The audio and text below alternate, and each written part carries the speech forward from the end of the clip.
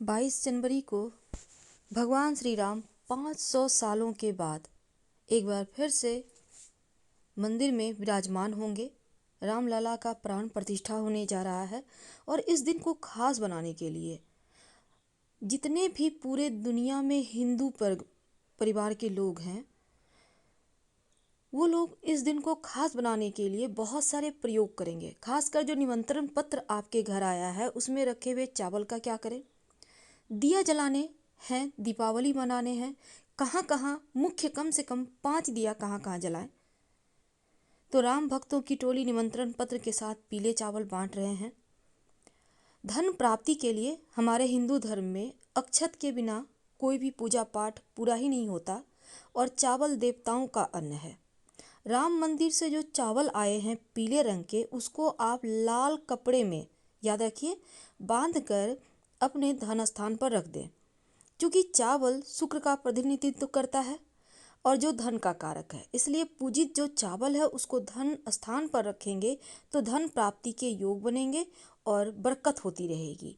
भगवान श्री राम का आशीर्वाद भी बरसेगा। लेकिन सवाल है कि जो अयोध्या से चावल आए हैं उस चावल का और क्या क्या प्रयोग किया जा सकते हैं। देखिए, इस चावल के 5 महाप्रयोग किए जाएंगे।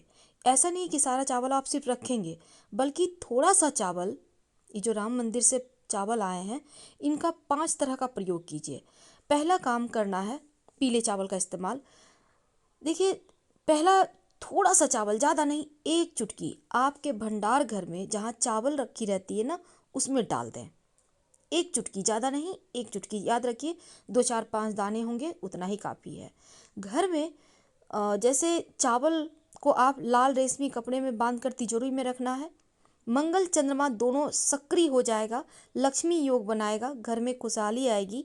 और चावल जो है ना, शुक्र ग्रह का प्रतिनिधित्व करता है, इसलिए शुक्र ग्रह से धन, वैभव, लक्ष्मी, भौतिक सुख सुविधाएं प्राप्त होती है।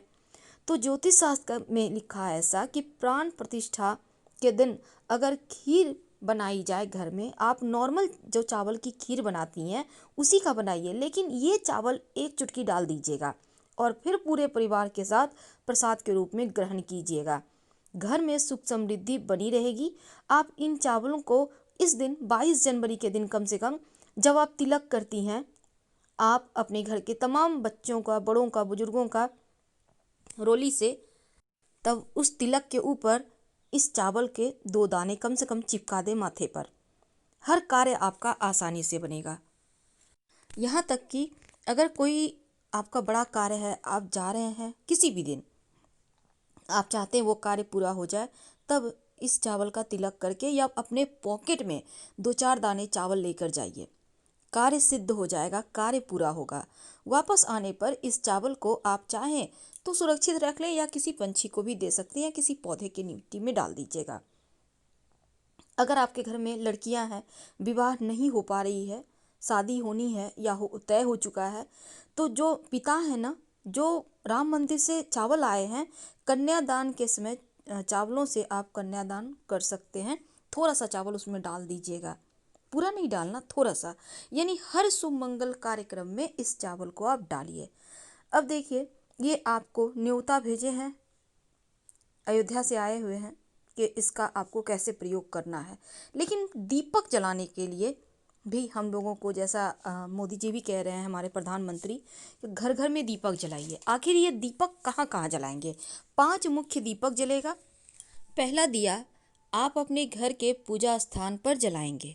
दूसरा दीपक अपने घर में तुलसी जी के पास जलाएंगे। तीसरा दिया घर के आंगन में, बालकनी में या छत पर, आपके घर में जहाँ भी सुविधा हो वहाँ जला दें।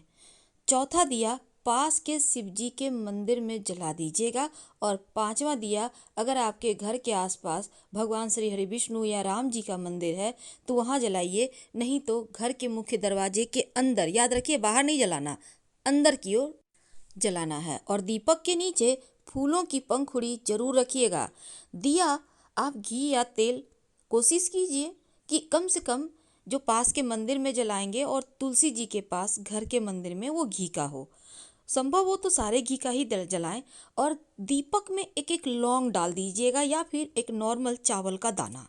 क्योंकि सूना दीपक नहीं जलाना चाहिए। फिलहाल विदा लेते हैं, धन्यवाद।